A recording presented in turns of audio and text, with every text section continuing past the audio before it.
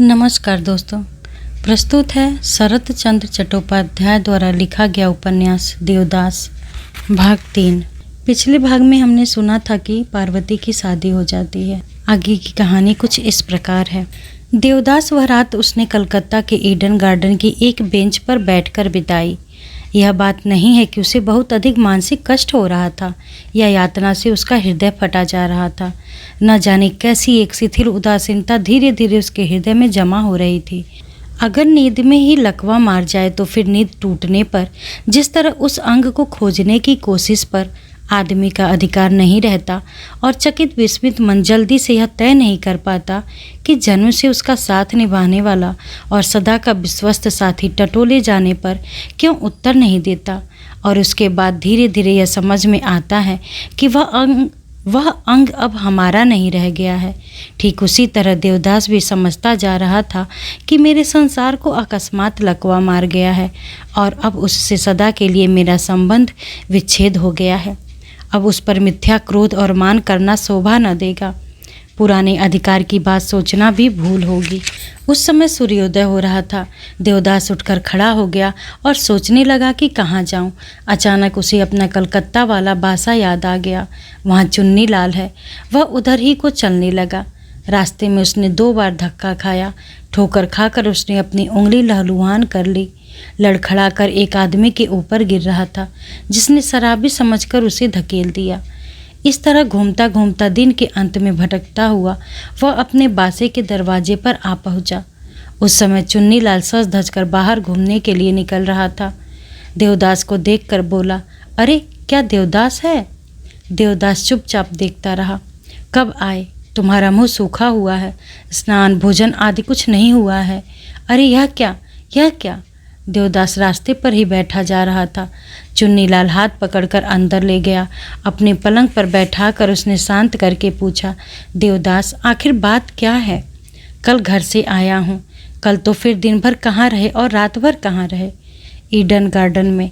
क्या पागल हो गए हो? हुआ क्या है, बताओ तो सही। सुनकर क्या करोगे? न बताओ। अच्छा पहले खा पी लो। तुम्हारा अस्वभाव कहाँ है? कुछ भी साथ नहीं लाया। अच्छा जाने दो, चलो पहले खा लो। उस समय चुन्नीलाल ने देवदास को जबरदस्ती कुछ खिला पिलाकर और अपने बिस्तर पर सोने का आदेश देकर दरवाज़ा बंद करते हुए कहा, जरा सोने की कोशिश करो, मैं रात को आकर तुम्हें उठा दूंगा। यह कहकर चुन्नीलाल उस समय चला गया। रात को लगभग 10 बजे लौटकर उसने देखा कि देवदास बिछौने पर गहरी नींद में सो रहा है। उसे जगाए बिना खुद एक कंबल खींचकर चटाई बिछाकर वह सो गया। सारी रात बीत गई पर देवदास की नींद नहीं खुली। यहाँ तक कि सवेरा होने पर भी वह नहीं जागा। दिन के 10 बजे वह उठ बैठा और बोला, चुन्नी बाबू तुम कब आए? बस अभी आया हूँ। तुम्हें किसी तरह की तकलीफ़ तो नहीं हुई? नहीं, बिल्कुल नहीं। देवदास ने कुछ देर तक उसके मुंह की ओर देखकर कहा, चुन्नी बाबू मेरे पास कुछ भी नहीं है, क्या मेरी कुछ मदद करोगे? चुन्नीलाल हंस पड़ा। वह जानता था कि देवदास के पिता बहुत बड़े जमींदार हैं, इसलिए हंसकर बोला, मैं मदद करूं? अच्छी बात है। जब तक तुम्हारी इच्छा हो यहाँ रहो, कोई चिंता की बात नहीं है। चुन्नी बाबू तुम्हारी आमदनी कितनी है? भाई मेरी आमदनी बहुत ही मामूली है। घर पर कुछ ज़मीन जायदाद है, उसे अपने बड़े भाई के पास गिरवी रखकर यहाँ रहता हूँ। वे महीने में 70 रुपये के हिसाब से मेरे पास भेज देते हैं। इससे तुम्हारा और मेरा खर्च आराम से चल जाएगा। तुम घर क्यों नहीं जाते? चुन्नीलाल ने कुछ मुंह फेर कर कहा, इसमें बहुत सी बातें हैं। देवदास ने फिर और कुछ नहीं पूछा। कुछ देर बाद भोजन के लिए पुकार हुई। तब दोनों स्नान और भोजन समाप्त करके फिर कमरे में आ बैठे। चुन्नीलाल ने पूछा, क्यों देवदास, पिता के साथ कुछ झगड़ा किया है? नहीं। और किसी के साथ? देवदास ने फिर उसी प्रकार कह दिया, नहीं। इसके बाद चुन्नीलाल को सहसा एक और बात याद हो आई। उसने कहा, ओहो तुम्हारा तो अभी तक ब्याह ही नहीं हुआ। देवदास कुछ कहे बिना दूसरी ओर मुंह फेर कर लेट गया। थोड़ी देर में चुन्नीलाल ने देखा कि देवदास सो गया है। इस तरह सोते सोते और भी 2 दिन बीत गए। तीसरे दिन सवेरे देवदास स्वस्थ होकर उठा। जान पड़ा कि उसके मुख पर से वह काली छाया मानो बहुत कुछ दूर हो गई है। चुन्नीलाल ने पूछा, आज स्वास्थ्य कैसा है? जान पड़ता है कि बहुत कुछ अच्छा है। अच्छा चुन्नी बाबू, रात को तुम कहाँ जाते हो? आज चुन्नीलाल कुछ लज्जित हुआ। बोला, हाँ जाता तो हूँ, लेकिन उस बात का जिक्र क्यों करते हो? अच्छा, आजकल तुम कॉलेज क्यों नहीं जाते? मैंने लिखना पढ़ना छोड़ दिया है। चुन्नीलाल चुप हो गया। देवदास ने फिर पूछा, कहाँ जाते हो? मुझे नहीं बताओगे? मैं भी तुम्हारे साथ चलूँगा। चुन्नीलाल ने देवदास के मुख की ओर देखकर कहा, देवदास तुम क्या जानो, मैं कोई अच्छी जगह नहीं जाता। देवदास ने मानो मन ही मन कहा, अच्छी और बुरी जगह व्यर्थ की बात है। फिर बोला, चुन्नी बाबू मुझे अपने साथ न ले चलोगे? चुन्नीलाल ने कहा, मुझे क्या दिक्कत होगी देव बाबू, फिर भी यही कहूँगा कि न ही चलो तो अच्छा है।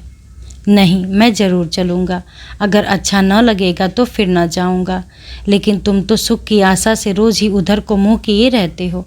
कुछ भी हो चुन्नी बाबू, मैं अवश्य चलूँगा। चुन्नीलाल मुँह फेर कर कुछ हंसा और मन ही मन बोला, मेरी बला से। फिर प्रकट में बोला, अच्छा भाई चलना। तीसरे पहर धर्मदास सब सामान लेकर आ पहुँचा। देवदास को देखकर वह रोने लगा और बोला, देव भैया आज 3-4 दिन से माँ कितना रो रही हैं। क्यों भला? तुम बिना कुछ कहे सुने क्यों चले आए? यह कहकर उसने एक पत्र निकाला और देवदास के हाथ में देकर कहा, यह माँ की चिट्ठी है। चुन्नीलाल भीतरी बात जानने के लिए उत्सुक होकर देखता रहा। देवदास ने पत्र पढ़कर रख दिया। माँ ने घर आने के लिए आदेश और अनुरोध किया है। घर भर में केवल वही ऐसी हैं जिन्होंने देवदास के अचानक घर से गायब हो जाने के कारण कुछ अनुमान किया था। उन्होंने धर्मदास के हाथ चोरी से बहुत से रुपए भी भेजे थे। धर्मदास ने उन्हें देवदास के हाथ में देते हुए कहा, देव भैया घर चलो। नहीं, मैं नहीं जाऊंगा, तुम लौट जाओ। रात को दोनों मित्र खूब सज धज कर घर से बाहर निकले। इन सब बातों की ओर देवदास की प्रवृत्ति तो नहीं थी, लेकिन चुन्नीलाल किसी तरह एक ही बात पर राजी हुआ कि बिल्कुल मामूली कपड़े पहनकर न चला जाए। रात के 9 बजे किराए की एक गाड़ी चितपुर के एक 2 मंजिले मकान के सामने आकर खड़ी हुई। चुन्नीलाल ने देवदास का हाथ पकड़कर भीतर प्रवेश किया। मकान मालकिन का नाम था चंद्रमुखी। उसने आकर स्वागत किया। अब तो देवदास का सारा शरीर जल उठा।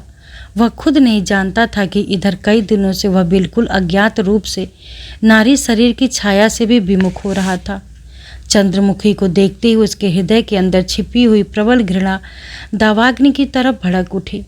उसने चुन्नीलाल की ओर देखकर और भौवें चढ़ाकर कहा, चुन्नी बाबू तुम मुझे किस कमबख्त जगह में ले आए? देवदास के तीखे स्वर और दृष्टि से चंद्रमुखी और चुन्नीलाल दोनों स्तब्ध रह गए।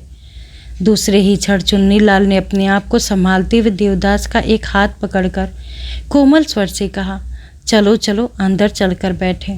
देवदास ने कोई उत्तर नहीं दिया। वह कमरे के अंदर जाकर जमीन पर बिछे हुए बिछौने पर बहुत ही दुखी भाव से सिर झुकाकर बैठ गया। चंद्रमुखी भी चुपचाप बैठ गई। नौकरानी चांदी के हुक्के पर तम्बाकू चढ़ाकर ले आई। देवदास ने उसे छुआ भी नहीं। चुन्नीलाल भी मुंह भारी किए चुपचाप बैठा रहा। नौकरानी की समझ में नहीं आया कि अब मैं क्या करूं, इसलिए अंत में वह चंद्रमुखी के हाथ में हुक्का देकर चली गई। हुक्के के 2 एक कस खींचने के बाद देवदास ने तीखी दृष्टि से उसके चेहरे की ओर देखते हुए सहसा बहुत ही घृणा के साथ कहा, कैसी असभ्य और देखने में कैसी श्रीहीन मालूम होती है। इससे पहले चंद्रमुखी को कोई कभी बातचीत में छका नहीं सका था। उसे अप्रतिभ करना बहुत ही कठिन काम था, लेकिन देवदास की यह आंतरिक घृणा से भरी कठोर टिप्पणी उसके अंतःकरण के भीतरी भाग तक जा पहुंची। क्षण भर के लिए वह स्तब्ध सी रह गई। इसके कुछ ही क्षण बाद 2-3 बार हुक्के की गुड़गुड़ाहट का स्वर तो उभरा, लेकिन चंद्रमुखी के मुख से धुआं बाहर नहीं निकला। तब चुन्नीलाल के हाथ में हुक्का देकर उसने एक बार देवदास के चेहरे की ओर देखा। इसके बाद वह चुपचाप बैठी रही। तीनों ही आदमी चुप थे। सिर्फ हुक्के की गुड़गुड़ाहट हो रही थी, लेकिन वह भी मानो बहुत ही डरते डरते। मित्र मंडली में कोई तर्क उठने पर जब अचानक व्यर्थ का झगड़ा हो जाता है, सब लोग चुपचाप अपने मन ही मन फूलते रहते हैं और क्षुब्ध अंतःकरण से झूठ मूठ कहते रहते हैं। यही तो उसी प्रकार वे तीनों ही मन कह रहे थे। यही तो यह बात कैसे हो गई? जिस प्रकार भी हो, तीनों में से किसी को भी शांति नहीं मिल रही थी। चुन्नीलाल हुक्का रखकर नीचे उतर गया। जान पड़ता है उसे और कोई काम ढूंढने पर भी नहीं मिला, इसलिए कमरे में दोनों आदमी बैठे रहे। देवदास ने सिर उठाकर पूछा, तुम रुपए लेती हो? चंद्रमुखी सहसा कोई उत्तर न दे सकी। आज उसकी अवस्था 24 वर्ष की है। इन 9-10 वर्षों में कितने ही विभिन्न प्रकृति वाले लोगों के साथ उसका घनिष्ठ परिचय हुआ, लेकिन ऐसा विलक्षण आदमी उसने एक बार भी नहीं देखा। उसने कुछ इधर उधर करके कहा, आपके चरणों की धूल जब मेरे मकान में आकर पड़ी है। देवदास ने बात समाप्त नहीं करने दी। बीच में ही वह बोल उठा, चरणों की बात नहीं पूछता, रुपए लेती हो ना? हाँ, लेती क्यों नहीं, न लो तो हम लोगों का काम कैसे चले। बस रहने दो, ज़्यादा नहीं सुनना चाहता। यह कहकर देवदास ने अपनी जेब में हाथ डालकर एक नोट निकाला और उसे चंद्रमुखी के हाथ में देते हुए चलने को कदम बढ़ाया। यह भी नहीं देखा कि कितने रुपए का नोट दिया है। चंद्रमुखी ने विनीत भाव से कहा, क्या इतनी जल्दी चले जाएंगे? देवदास ने कोई जवाब नहीं दिया। वह बाहर बरामदे में आकर खड़ा हो गया। चंद्रमुखी के मन में एक बार आया कि ये रुपए लौटा दूं, लेकिन न जाने कैसे एक प्रबल संकोच के कारण वह लौटा न सकी। जान पड़ता है उसे कुछ भय भी हुआ। इसके सिवा उन लोगों को अनेक प्रकार की लांछनाएं, फटकारें और अपमान आदि सहने का अभ्यास भी होता है, इसलिए वह निर्वाक निस्पंद होकर चौखट पकड़े खड़ी रही। देवदास सीढ़ियों से नीचे उतर गया। सीढ़ी पर ही चुन्नीलाल से भेंट हो गई। उसने चकित होकर पूछा, देवदास कहाँ जा रहे हो? बासे की तरफ जा रहा हूँ। यह क्यों? देवदास और भी 2-3 सीढ़ियाँ उतर गया। चुन्नीलाल ने कहा, चलो मैं भी चलता हूँ। देवदास ने पास आकर उसका हाथ पकड़कर कहा, चलो। जरा ठहरो, जरा ऊपर हो आऊँ। नहीं, मैं जाता हूँ, तुम बाद में आ जाना। देवदास चला गया। चुन्नीलाल ने ऊपर आकर देखा कि चंद्रमुखी तब भी उसी प्रकार चौखट पकड़े खड़ी है। उसे देखकर बोली, तुम्हारे दोस्त चले गए?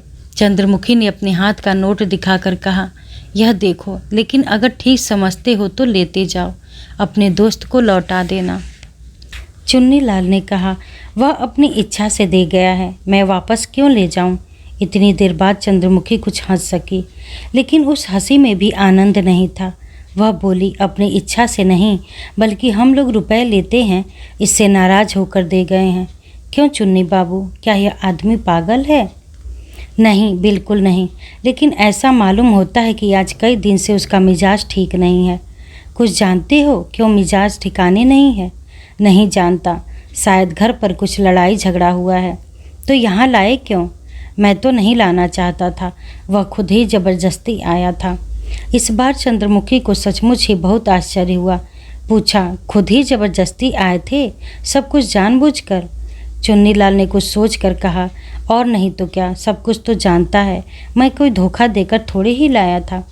चंद्रमुखी पहले तो कुछ देर तक चुप रही, फिर न जाने क्या सोचकर बोली, चुन्नी बाबू, तुम मेरा एक उपकार करोगे? क्या? तुम्हारे मित्र कहाँ रहते हैं? मेरे पास ही, उन्हें फिर किसी दिन यहाँ ला सकते हो? मालूम होता है कि नहीं ला सकूँगा। इससे पहले भी वह कभी ऐसी जगह नहीं आया और शायद अब आगे भी न आएगा, लेकिन उसे क्यों बुलाना चाहती हो? चंद्रमुखी ने कुछ म्लान हंसी हंसकर कहा, चुन्नी बाबू, जैसे भी हों एक बार बुलाकर उन्हें फिर ले आओ। चुन्नीलाल हंसा। उसने आंख दबाकर कहा, क्या फटकार खाकर प्रेम जाग गया है? चंद्रमुखी भी हंसी, बोली, बिना देखे ही नोट देकर चले जाते हैं, इसे नहीं समझे? चुन्नीलाल चंद्रमुखी को बहुत कुछ पहचान गया था। सिर हिलाकर बोला, नहीं, ऐसा नहीं है, नोट फोट की लालची और ही होती हैं, तुम उनमें से नहीं हो। लेकिन असल बात क्या है, कहो तो? चंद्रमुखी ने कहा, सच बात तो यह है कि उनसे कुछ मोह हो गया है। चुन्नी को विश्वास नहीं हुआ, हंसकर बोला, बस इन्हीं 5 मिनटों के अंदर? अब चंद्रमुखी भी हंसने लगी, बोली, उसे होने दो, जब उसका मन ठिकाने हो तब फिर एक बार लाना, उन्हें फिर एक बार देखूंगी। ले आओगे ना? कह नहीं सकता, तुम्हें मेरे सिर की कसम। अच्छा, देखा जाएगा।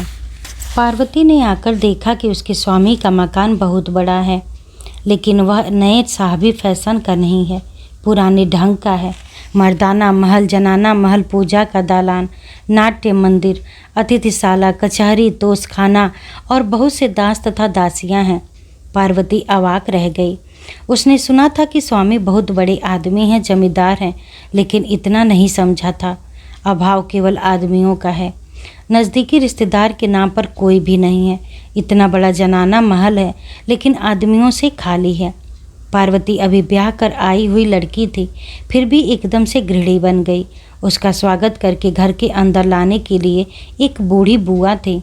उसके अलावा घर में केवल दास दासियों का ही दल था। शाम हुई तो 20 वर्ष के एक सुशील और सुंदर युवक ने आकर प्रणाम करके कहा, माताजी, मैं आपका बड़ा लड़का हूँ। पार्वती ने घूंघट के अंदर से उसकी ओर जरा सा देखा, पर कुछ कहा नहीं। उसने फिर प्रणाम करके कहा, माताजी, मैं आपका बड़ा लड़का हूँ, प्रणाम करता हूँ।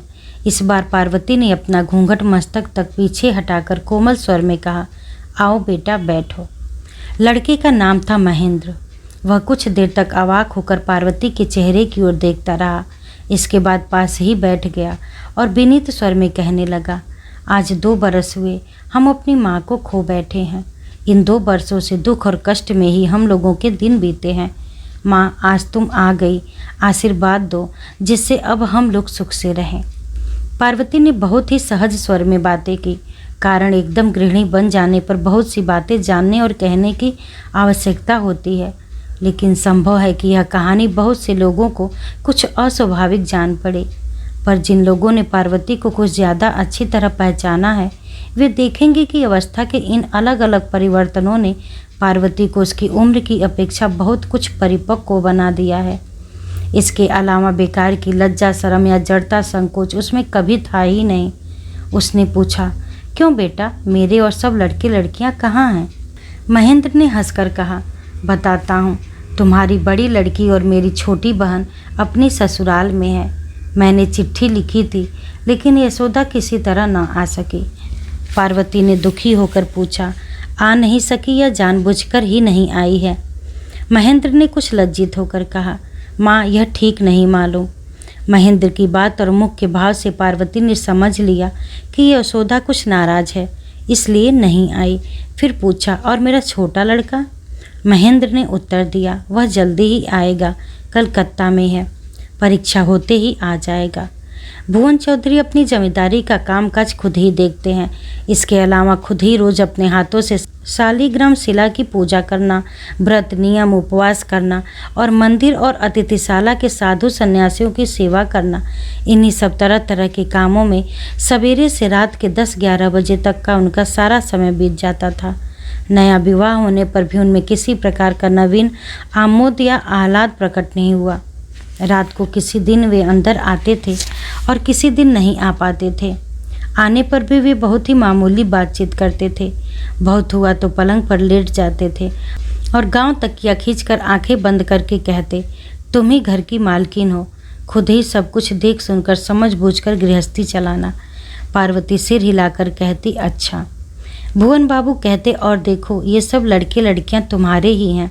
स्वामी की लज्जा देखकर पार्वती की आंखों के कोनों से हंसी फूट निकलती थी।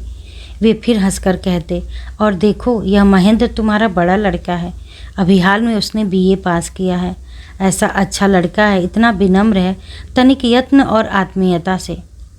पार्वती ने हंसी रोककर कहा, हाँ, मैं जानती हूँ वह मेरा बड़ा लड़का है। हाँ हाँ, जानोगी क्यों नहीं, ऐसा लड़का कभी किसी ने कहीं न देखा होगा। और मेरी यशोमती लड़की नहीं, प्रतिमा है, वह अवश्य आएगी। आएगी क्यों नहीं, अपने बूढ़े बाप को देखने न आएगी? जब आए तब उसे। पार्वती ने पास आकर उनके गंजे सिर पर कमलवत हाथ रखकर कोमल स्वर में कहा, तुम्हें चिंता करने की आवश्यकता नहीं। यशोदा के लिए मैं आदमी भेजूंगी, और नहीं तो महेंद्र खुद ही चला जाएगा। वह जाएगा? जाएगा? अच्छा, उसे बहुत दिनों से नहीं देखा। तुम आदमी भेजोगी? हाँ, भेजूंगी, क्यों नहीं, मेरी लड़की है, उसे बुलाने के लिए आदमी न भेजूंगी? उस समय भुवन महाशय मारे उत्साह के उठ बैठे। उन्होंने अपना और पार्वती का संबंध भूलकर उसके सिर पर हाथ रखकर आशीर्वाद देते हुए कहा, तुम्हारा भला होगा, मैं आशीर्वाद देता हूँ, तुम सुखी होगी, भगवान तुम्हें दीर्घायु करेंगे। उसी समय अचानक न जाने और क्या क्या बातें भुवन चौधरी को याद हो आईं।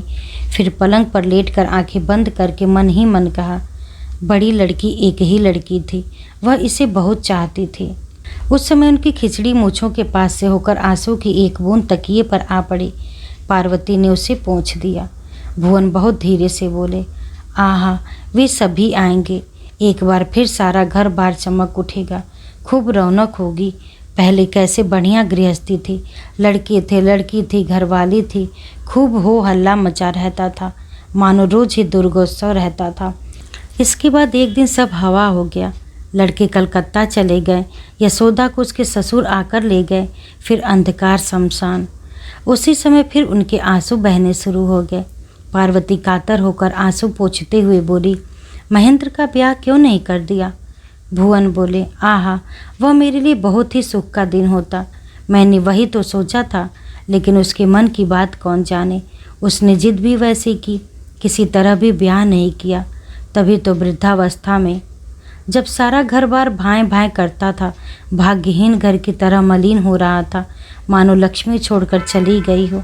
किसी तरह कहीं कुछ प्रकाश दिखाई नहीं देता था। ये बातें सुनकर पार्वती को बहुत दुख हुआ। वह करुण स्वर से हंसी का बहाना करके सिर हिलाकर बोली, तुम बूढ़े हुए तो मैं भी बहुत जल्दी बूढ़ी हो जाऊंगी। औरतों को बूढ़ी होते क्या ज़्यादा देर लगती है? भुवन चौधरी उठकर बैठ गए और उसकी ठोड़ी पकड़कर चुपचाप बहुत देर तक उसकी तरफ देखते रहे। कारीगर जिस तरह कोई प्रतिमा सजाकर उसके सिर पर मुकुट पहनाकर उसे दाएं बाएं हिला डुलाकर बहुत देर तक देखता रहता है, और कुछ गर्व और बहुत स्नेह उस सुंदर मुख के आसपास एकत्र हो जाता है, ठीक वही दशा भुवन बाबू की भी हुई। किसी किसी दिन भुवन के मुख से अस्फुट सा स्वर निकल पड़ता, हाय हाय, यह मैंने अच्छा नहीं किया। क्या अच्छा नहीं किया जी? सोचता हूँ तुम यहाँ सोती नहीं। पार्वती हंसकर कह देती, खूब सोती हूँ। हम लोगों के लिए भला सोना और न सोना क्या? भुवन महाशय फिर लेटकर मानो मन ही मन कह उठते, हाँ सो मैं समझता हूँ, लेकिन तुम्हारा भला होगा, भगवान तुम्हें देखेंगे। इस बार लगभग 1 महीना बीत गया। बीच में एक बार चक्रवर्ती महाशय अपनी कन्या को लेने के लिए आए, लेकिन पार्वती खुद ही अपनी इच्छा से नहीं गई। उसने पिता से कहा, बाबूजी, बहुत ही कच्ची और अव्यवस्थित गृहस्थी है, कुछ दिन और ठहर कर आऊँगी। वे इस तरह मुस्कुराए जिससे पार्वती न देख सके, और मन ही मन बोले, स्त्रियों की जाति ही ऐसी होती है। उनके विदा हो जाने पर पार्वती ने महेंद्र को बुलाकर कहा, बेटा, तुम एक बार मेरी बड़ी लड़की को लेकर आओ। महेंद्र ने कुछ इधर उधर किया। वह जानता था कि यशोदा किसी तरह न आएगी। उसने कहा, अगर बाबूजी एक बार जाएं तो अच्छा हो। छी, यह क्या अच्छा लगेगा? इससे अच्छा तो यह है कि हम दोनों माँ बेटे चलकर उसे ले आएं। महेंद्र को आश्चर्य हुआ, तुम चलोगी? हर्जी ही क्या है बेटा, मुझे इससे कोई लज्जा नहीं है। अगर मेरे जाने से यशोदा आए, उसकी नाराज़गी दूर हो जाए, तो मेरा जाना क्या कोई बड़ी बात है? इस बातचीत के बाद महेंद्र दूसरे दिन अकेला ही यशोदा को लाने के लिए चला गया। यह तो नहीं मालूम कि वहाँ जाकर उसने क्या कौशल किया, लेकिन 4 दिन के बाद ही वह यशोदा को लेकर आ पहुँचा। उसी दिन पार्वती के अंगों पर विचित्र नए और बहुमूल्य अलंकार थे। अभी कुछ ही दिन पहले भुवन बाबू ने कलकत्ता से मंगवा दिए थे। पार्वती आज वही सब पहनकर बैठी थी। यशोदा रास्ते में मन ही मन क्रोध और अभिमान की बहुत सी बातों को उलटती पलटती हुई आ रही थी, लेकिन नई बहू को देखकर वह एकदम से अवाक हो गई। वे द्वेष की वे सब बातें उसे याद ही नहीं आई। सिर्फ अस्फुट स्वर में बोली, यही है। पार्वती यशोदा का हाथ पकड़कर अंदर ले गई, पास बिठाकर, और हाथ में पंखा लेकर बोली, बेटी, अपनी माँ से कुछ नाराज हो? यशोदा का मुख मारे लज्जा के लाल हो गया। इसके बाद पार्वती अपनी वे सब गहने एक एक करके यशोदा को पहनाने लगी। विस्मित यशोदा ने कहा, यह क्या? कुछ नहीं, सिर्फ तुम्हारी माँ की साध है। गहने पहनना यशोदा को कुछ बुरा नहीं मालूम हुआ, और जब वह सब गहने पहन चुकी तब उसके होठों पर हंसी का आभास दिखाई दिया। उसके समस्त अंगों में अलंकार पहनाकर पार्वती ने कहा, बेटी, अपनी माँ से कुछ नाराज हो? नहीं नहीं, नाराज क्यों होने लगी? नाराजगी कैसी? और नहीं तो क्या बेटी, यह तुम्हारे पिता का घर है, बड़ा घर ठहरा। कितने ही नौकर नौकरानियों की ज़रूरत होती है। मैं भी तो एक दासी के सिवा और कुछ नहीं हूँ। छी बेटी, तुझ दास दासियों पर नाराज होना क्या तुम्हें शोभा देता है? यशोदा उम्र में तो बड़ी थी, लेकिन बातचीत करने में अभी भी बहुत सी छोटी थी। वह बेहवल हो गई। उसे पंखे से हवा करते करते पार्वती ने फिर कहा, मैं गरीब दुखिया की लड़की हूँ। तुम लोगों की दया से यहाँ थोड़ा सा स्थान मिला है। न जाने कितने दीन दुखी और अनाथ तुम लोगों की दया से यहाँ रोज आसरा पाते हैं, पलते हैं। मैं भी तो बेटी उन्हीं में से एक हूँ जो आश्रित। यशोदा अभिभूत होकर सब बातें सुन रही थी। अब वह एकदम से आत्मविस्मृत हो गई और उसके पैरों पर गिरकर प्रणाम करती हुई बोली, माँ, मैं तुम्हारे पैरों पड़ती हूँ। पार्वती ने उसका हाथ पकड़ लिया। यशोदा ने कहा, मेरी अपराधों पर ध्यान न देना। दूसरे दिन महेंद्र ने यशोदा को एकांत में बुलाकर पूछा, क्यों, तुम्हारा गुस्सा कुछ कम हुआ? यशोदा ने जल्दी से अपने भाई के पैरों पर हाथ रखकर कहा, भैया, मैंने गुस्से में आकर छी छी न जाने क्या क्या कहा है। देखो, सब बातें जाहिर न होने पाए। महेंद्र हंसने लगा। यशोदा ने कहा, क्यों भैया, सौतेली माँ भी इतना आदर कर सकती हैं? 2 दिन बाद यशोदा ने पिता के पास पहुंचकर खुद ही कहा, बाबूजी, तुम वहाँ चिट्ठी लिख दो, मैं अभी 2 महीने यहीं रहूँगी। भुवन बाबू ने कुछ विस्मित होकर पूछा, क्यों बेटी? यशोदा ने शर्मा कर कुछ हंसते हुए कहा, मेरा स्वास्थ्य कुछ ठीक नहीं है, अभी मैं कुछ दिनों तक छोटी माँ के पास ही रहूँगी। चौधरी बाबू की आंखों में खुशी के आंसू आ गए। उन्होंने शाम के समय पार्वती को बुलाकर कहा, तुमने मुझे बड़ी भारी लज्जा से मुक्ति दी है, जीती रहो, सुख से रहो। पार्वती ने पूछा, यह क्या? इसका मतलब तो मैं तुम्हें नहीं समझा सकता। हे नारायण, तुमने कितनी लज्जा और कितनी ग्लानि से मुझे छुटकारा दिलाया है। शाम के झुटपुटे में पार्वती ने यह नहीं देखा कि उनकी आंखों में आंसू आ गए हैं और भुवन बाबू का छोटा लड़का विनोद लाल वह परीक्षा देकर घर आया और फिर लौटकर पढ़ने नहीं गया। चंद्रमुखी के यहाँ हो आने के बाद देवदास 2 दिन तक यूं ही इधर उधर सड़कों पर घूमता रहा, बहुत कुछ पागलों की तरह। एक दिन धर्मदास ने कुछ कहना चाहा तो वह आंखें लाल करके उस पर बिगड़ पड़ा। यह रंग ढंग देखकर चुन्नी लाल को भी उससे कुछ कहने का साहस नहीं हुआ।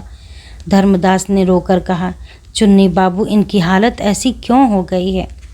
चुन्नी लाल ने पूछा, धर्मदास, आखिर हुआ क्या है? एक अंधे ने मारो दूसरे अंधे से रास्ता पूछा। अंदर का हाल दोनों में से एक भी नहीं जानता था। आंखें पोंछते हुए धर्मदास ने कहा, चुन्नी बाबू, चाहे जिस तरह भी हो, देवदास को उसकी माँ के पास भेज दीजिए। जब इन्हें कुछ लिखना पढ़ना है ही नहीं तो फिर यहाँ रहकर क्या करेंगे?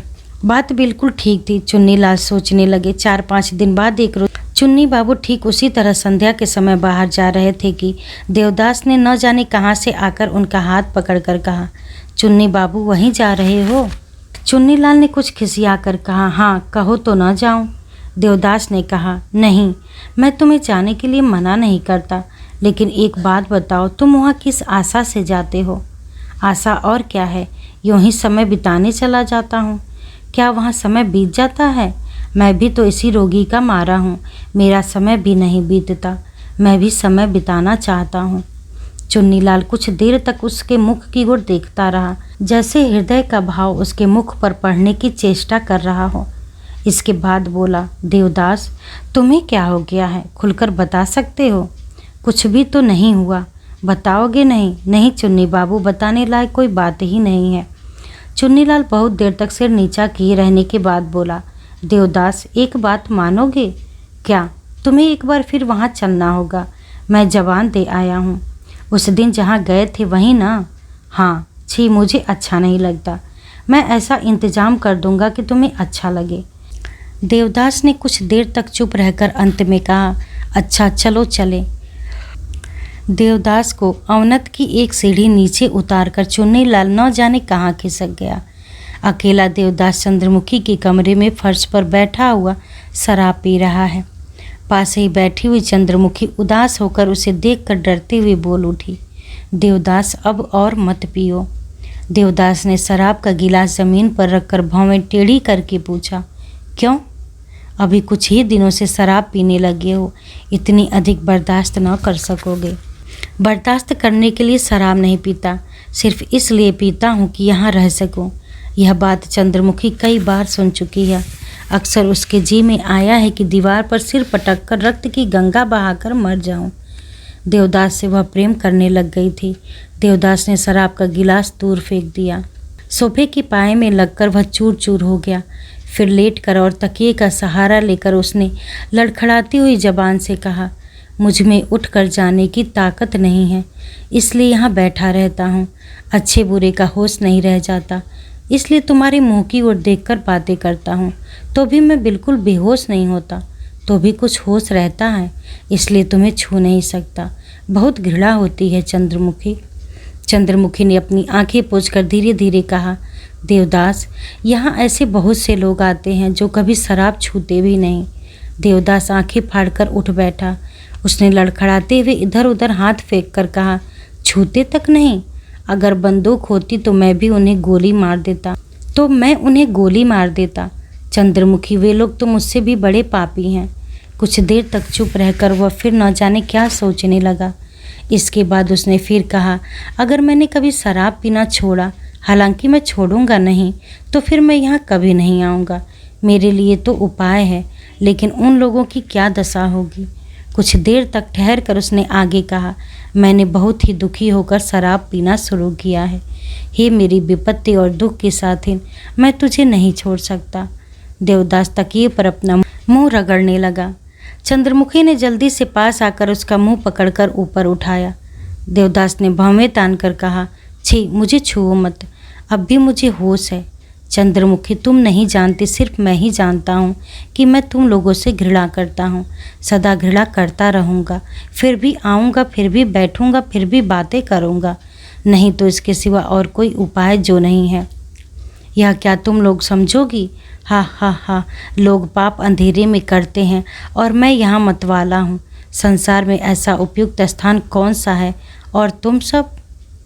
देवदास दृष्टि संयत करके कुछ देर तक उसकी दुखी मुख की ओर देखता रहा और बोला, आहा, तुम सहनशील की सजीव मूर्ति हो। स्त्रियों को लांछना, भर्त्सना, अपमान, अत्याचार और उपद्रव कितना कुछ सहना पड़ता है, तुम्हें सब इसकी मिसाल हो। इसके बाद वह चित्र होकर लेट गया और चुपचाप कहने लगा, चंद्रमुखी कहती है कि मैं तुम्हें प्यार करती हूँ, लेकिन मैं नहीं चाहता। लोग नाटक करते हैं, मुंह पर कालिख और चूना मलते हैं, चोर बनते हैं, भीख मांगते हैं, राजा बनते हैं, रानी बनते हैं, प्रेम करते हैं। प्रेम की न जाने कितनी बातें करते हैं, न जाने कितना रोते हैं। ऐसा मालूम होता है कि जैसे सब सच ही है। चंद्रमुखी मेरा नाटक करती है और मैं देखता हूँ, लेकिन उसकी बहुत याद आती है। क्षण भर से मानो सब कुछ हो गया है।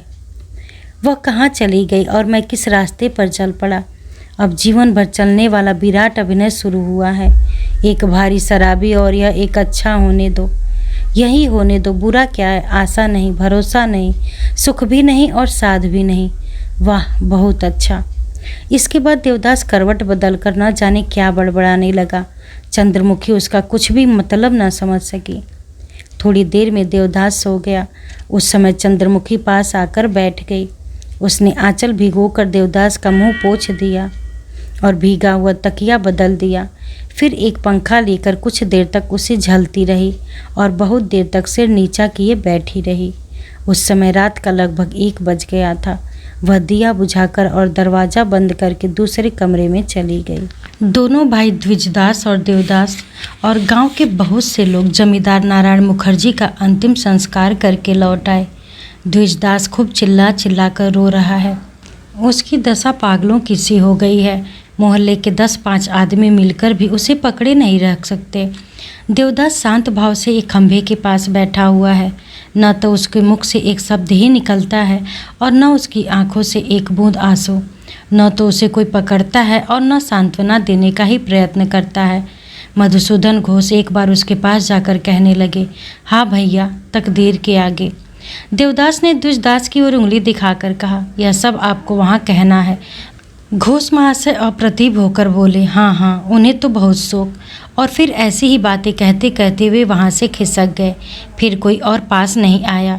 दोपहर बीत जाने पर देवदास अपनी अर्धमूर्छित माता के पैरों के पास जा बैठा। वहाँ उसे बहुत सी औरतें घेरे हुए बैठी हैं। पार्वती की दादी भी वहाँ मौजूद है। उसने भरे हुए गले से देवदास की माँ से कहा, बहू जरा देखो तो देवदास आया है। देवदास ने पुकारा, माँ। उन्होंने एक बार देखा, कहा, बेटा। इसके बाद फिर उनकी मुदी हुई आंखों के कोनों से अश्रुओं की अजस्र धारा बहने लगी। स्त्रियों का दल भी हाय हाय करके रोने धोने लगा। देवदास कुछ देर तक अपनी माता के चरणों में मुंह छिपाए बैठा रहा। इसके बाद उठकर धीरे धीरे अपने पिता के कमरे की ओर चला गया। उसकी आंखों में जल नहीं, चेहरा गंभीर तथा शांत है। अपनी लाल आंखें ऊपर की ओर गड़ाकर जमीन पर बैठ गया। ऐसा मालूम होता है कि अगर उस समय उसे कोई देख लेता तो अवश्य ही डर जाता। कपाल के दोनों ओर की नसें फूल रही हैं और बड़े बड़े रूखे बाल खड़े हो रहे हैं।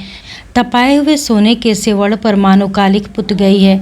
एक तो कलकत्ता का जघन्य अनाचार, फिर यह देर रात तक जागना और उस पर पिता की मृत्यु। जिसने आज से साल भर पहले उसे देखा था, जान पड़ता है वह शायद इस समय उसे देखकर सहसा पहचान भी न पाता। कुछ देर बाद पार्वती की माँ ढूंढती हुई दरवाज़ा खोलकर अंदर आई। देवदास, क्या है चाची? बेटा, इस तरह तो काम नहीं चलेगा। देवदास ने उसके मुख की ओर देखकर कहा। क्यों, मैंने क्या किया है चाची? चाची जानती तो थी कि क्या किया है, लेकिन कोई उत्तर न दे सकी। उसने देवदास का सिर खींचकर अपनी गोद में कर लिया और कहा, देव बेटा। क्या चाची, देव बेटा? देवदास ने उसकी छाती में मुंह छिपाया तो उस समय उसकी आंखों से एक बूंद आंसू टपक गया। दुखी से दुखी परिवार के दिन भी कट जाते हैं। धीरे धीरे दूसरे दिन का सवेरा हुआ। रोना धोना भी बहुत कुछ कम हो गया। द्विजदास का मन अब बिल्कुल ठिकाने आ गया है। उनकी माँ भी अब उठकर बैठ गई हैं और आंखें पोंछती हुई दिन के काम कर रही हैं। 2 दिन के बाद द्विजदास ने देवदास को बुलाकर कहा, देवदास, पिताजी के श्राद्ध में कितना खर्च करना उचित होगा? देवदास ने बड़े भाई के मुख की ओर देखकर कहा, जो कुछ आप उचित समझे। नहीं भाई, सिर्फ मेरे समझने से ही काम नहीं चलेगा। तुम भी बड़े हो गए हो, तुम्हारी राय लेना जरूरी है। देवदास ने पूछा, नगद रुपए कितने हैं? पिताजी के हिसाब में 1.5 लाख रुपए जमा है। 10-1 हज़ार खर्च करना काफ़ी होगा। तुम्हारी क्या राय है? मुझे उसमें से कितना मिलेगा? द्विजदास ने कुछ इधर उधर करने के बाद कहा, तुम्हें भी उसमें से आधा मिल जाएगा। तुम्हारे 70,000 और मेरे 70,000 रुपये बाकी रहेंगे। माँ को क्या मिलेगा? माँ नगद लेकर क्या करेंगी? वे तो घर की मालकिन हैं ही, हम लोग उनका खर्च चलाएंगे। देवदास ने कुछ सोचकर कहा, मैं समझता हूँ कि आपके हिस्से के तो 5,000 रुपये खर्च हों और मेरे हिस्से के 25,000। अपने बाकी 50,000 रुपयों में से मैं 25,000 लूँगा और बाकी 25,000 माँ के नाम से जमा रहेंगे। आपकी क्या राय है? पहले तो द्विजदास मानो कुछ लज्जित हुआ, पर बाद में उसने कहा, अच्छी बात है। मेरे तो जानते हो स्त्री पुत्र और कन्या है, उनका ब्याह जनेऊ वगैरह करना होगा, बहुत से खर्च हैं, इसलिए यही राय ठीक है। फिर कुछ रुक कर बोला, तो फिर इसकी लिखा पढ़ी हो जाए। लिखा पढ़ी होने की क्या ज़रूरत है? वह देखने में अच्छी नहीं मालूम होगी। मैं चाहता हूँ कि रुपए पैसे की बात इस समय चुपचाप ही हो जाए। अच्छी बात है, लेकिन भाई शायद फिर। अच्छा, मैं लिख ही देता हूँ। उसी दिन देवदास ने लिखा पढ़ी कर दी। दूसरे दिन दोपहर को देवदास नीचे उतर रहा था। सीढ़ियों के पास ही पार्वती को देखकर ठिठक गया। पार्वती ने उसके चेहरे की ओर देखा। पहचानने में उसे मानो कुछ दिक्कत हो रही थी। देवदास ने गंभीर और शांत भाव से पूछा, कब आई पार्वती? वही कंठ स्वर, आज 3 बरस के बाद भेंट हुई है। पार्वती ने सिर झुकाकर कहा, आज सवेरे आई हूँ, बहुत दिनों से भेंट नहीं हुई। खूब अच्छी तरह थी। पार्वती ने सिर हिला दिया। चौधरी बाबू अच्छी तरह हैं? लड़के बच्चे सब मज़े में हैं? सब लोग अच्छी तरह हैं। पार्वती ने एक बार उसकी ओर देखा, लेकिन वह कुछ नहीं पूछ सकी कि तुम कैसे हो और क्या करते हो। अब तो इस प्रकार का प्रश्न ही ठीक नहीं लगता। देवदास ने पूछा, अभी कुछ दिन रहोगी ना? हाँ, तब तो ठीक है। यह कहकर देवदास बाहर चला गया। श्राद्ध का सब कार्य पूरा हो गया। उसका वर्णन किया जाए तो बहुत कुछ लिखना पड़ेगा, इसलिए उसकी कोई आवश्यकता नहीं। श्राद्ध के दूसरे दिन पार्वती ने धर्मदास को एकांत में बुलाकर और उसके हाथ में सोने का एक हार देकर कहा, धर्म, यह हार तुम अपनी लड़की को पहनने के लिए देना। धर्मदास ने उसके मुख की ओर देखा। उसकी सजल आंखें और भी अधिक अश्रुपूरित हो गई। आहा, तुम्हें बहुत दिनों से नहीं देखा। और सब हालचाल ठीक है बिटिया? हाँ, सब ठीक है। तुम्हारे लड़के बच्चे तो ठीक हैं? हाँ, सब अच्छे हैं। तुम अच्छी तरह हो? अब की बार धर्मदास ने लंबी सांस छोड़कर कहा, खाक अच्छा हूँ, अब तो मेरा भी चल देने को जी चाहता है। मालिक तो चले ही गए। शोक के आवेग में धर्मदास न जाने और कितनी बातें कहता, लेकिन पार्वती ने उसमें बाधा डाल दी। ये सब बातें सुनने के लिए उसने हार नहीं दिया था। पार्वती ने बीच में ही रोककर कहा, धर्मदास, यह तुम क्या कहते हो? तुम नहीं रहोगे तो देवदास को कौन देखेगा? धर्मदास ने अपना माथा ठोक कर कहा, जब बच्चे थे तब देखता था, अब तो इसी में भलाई है पारो कि उन्हें न देखना पड़े। पार्वती ने कुछ और पास आकर पूछा, धर्मदास एक बात सच सच बताओगे? बताऊंगा, क्यों नहीं बिटिया। अच्छा तो ठीक ठीक बताओ कि देवदा अब क्या करते हैं? मेरा सिर करते हैं। धर्मदास साफ साफ बताओ ना। धर्मदास ने फिर माथा ठोकते हुए कहा, बिटिया मैं साफ साफ और क्या बताऊं, वे सब क्या कहने की बातें हैं। अब मालिक तो मैं नहीं और देवता के हाथ अगाध रुपए आ गए हैं, अब तो मुश्किल ही है। पार्वती का मुख एकदम फीका पड़ गया। उसने कुछ उड़ती हुई बातें सुनी थी। स्तब्ध होकर उसने कहा, धर्मदास तुम कह क्या रहे हो? उसने मनोरमा के पत्र में जब कुछ बातें पढ़ी थी तब वह विश्वास न कर सकी थी। धर्मदास सिर हिलाकर कहने लगा, न खाना है और न सोना है, सिर्फ बोतल बोतल शराब। 3-3 4-4 दिन तक न जाने कहाँ पड़े रहते हैं, कोई ठिकाना नहीं है। न जाने कितने रुपए उड़ा दिए। सुनता हूँ कि कई हजार रुपयों के तो उसे खाली गहने बनवा दिए हैं। पार्वती सिर से पैर तक काँप उठी। धर्मदास क्या यह बात सच है? धर्मदास अपनी धुन में कहता गया, शायद वे तुम्हारी बात मान ले। तुम एक बार उन्हें मना करो। कैसा शरीर था और अब कैसा हो गया है। इस तरह के अत्याचार से कितने दिन जीते रहेंगे। और अब ये सब बातें किससे कहूँ? माँ बाप भाई बहन इन सब से तो ये बातें नहीं कही जा सकती। कुछ ठहर कर धर्मदास बार बार माथा ठोकते हुए कह उठा, पार्वती जी चाहता है कि सिर पटक कर मर जाऊं, अब जीने की साध नहीं रही। पार्वती उठकर चली गई। नारायण बाबू की मृत्यु का समाचार सुनकर वह दौड़ी आई थी। सोचा था कि इस विपत्ति के समय एक बार देवदास के पास जाना उचित है, लेकिन यहाँ इसके इतने साधु देवदास की यह हालत हो रही है। उसे इतनी अधिक बातें याद आने लगी जिनकी कोई सीमा नहीं। जितने धिक्कार उसने देवदास को दिए उससे 1000 गुने अधिक अपने आप को दिए। 1000 बार उसे यह ख्याल आया कि अगर मैं होती तो क्या कभी ऐसा हो सकता था। पहले उसने अपने हाथों से अपने पैरों पर कुल्हाड़ी मारी थी, लेकिन अब वह कुल्हाड़ी उसके सिर पर पड़ी। उसी के देवदा की तो यह हालत होती जा रही है। वह इस प्रकार नष्ट हो रहा है और वह खुद दूसरे की गृहस्थी का भला करने के फेर में पड़ी हुई है। दूसरे को अपना समझकर वह अनाज बांट रही है और खुद उसका सर्वस्व आज भोजन बिना मर रहा है। पार्वती ने प्रतिज्ञा की कि आज मैं देवदास के पैरों पर अपना सिर पटक कर प्राण दे दूंगी। अभी संध्या होने में कुछ देर थी। पार्वती देवदास के घर पहुंचकर उसके कमरे में दाखिल हुई। देवदास पलंग पर बैठा हुआ हिसाब देख रहा था। उसने सिर उठाकर देखा। पार्वती धीरे से दरवाज़ा बंद करके ज़मीन पर बैठ गई। देवदास सिर उठाकर हंसा। उसका चेहरा उदास मगर शांत था। उसने हंसते हुए कहा, अगर मैं तुम्हें बदनाम करूं तो? पार्वती ने अपनी सजल आंखें एक बार उसकी ओर उठाकर फिर तुरंत ही झुका ली। उसने पल भर में ही समझा दिया कि वह बात मेरे कलेजे में सदा के लिए तीर की तरह चुभ गई है। अब और क्यों? वह बहुत सी बातें कहने के लिए आई थी, लेकिन सब भूल गई। देवदास के पास आकर वह बात नहीं कर सकती। देवदास फिर हंस पड़ा और बोला, समझ गया पारो, क्यों शर्म आती है ना? पार्वती फिर भी कोई बात न कर सकी। देवदास कहने लगा, इसमें शर्म की कौन सी बात है? 2 जने मिलकर एक बचपन कर डालते हैं। देखो बीच में कैसा गोलमाल हो गया। क्रोध में आकर तुमने जो चाहा वह कह डाला। मैंने भी माथे पर यह निशान बना दिया। क्यों, कैसा हुआ? देवदास की इन बातों में जरा भी हंसी या व्यंग नहीं था।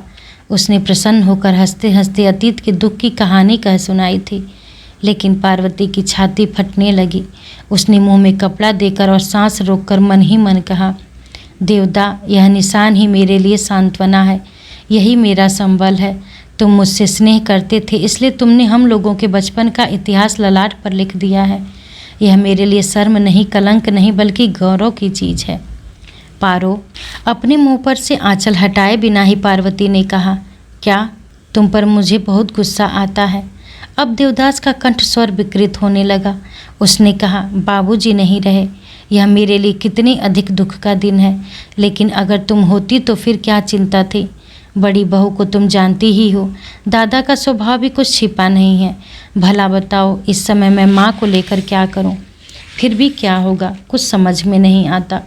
तुम होती तो निश्चिंत होकर सब कुछ तुम्हारे हाथ में सौंप कर। अरे अरे पारो, यह क्या? पार्वती सिसक सिसक कर रोने लगी। देवदास ने कहा, शायद तुम रो रही हो। अच्छा तो जाने दो। तो यह बात यहीं खत्म हो गई। पार्वती ने आंखें पोंछते हुए कहा, नहीं, कहो कहो। देवदास ने क्षण भर में ही अपना कंठ स्वर साफ करके कहा, पारो, तुम तो खूब पक्की गृहस्थीन हो गई हो। अंदर ही अंदर पार्वती ने अपने होठ चबाए और मन में कहा, खाक गृहस्थीन हुई हूँ। कहीं सेमल का फूल भी देव सेवा के काम आता है। देवदास हंस पड़ा और हंसते हुए बोला, मुझे बहुत हंसी आती है। तुम जरा सी थी, अब कितनी बड़ी हो गई हो। खूब बड़ा मकान, बहुत बड़ी जमींदारी, बड़े बड़े लड़के लड़कियाँ और चौधरी महाशय सभी बड़े हैं, क्यों पारो? चौधरी महाशय का ध्यान आते ही पार्वती को हंसी आने लगती थी। इतने दुख के समय में भी इसी से उसे हंसी आ गई। देवदास ने नकली गंभीरता के साथ कहा, एक उपकार कर सकती हो? पार्वती ने सिर उठाकर पूछा, क्या तुम्हारी तरफ कोई अच्छी लड़की मिल सकती है? पार्वती ने थूक घूंटकर और खांस कर पूछा, अच्छी लड़की? क्या करोगे?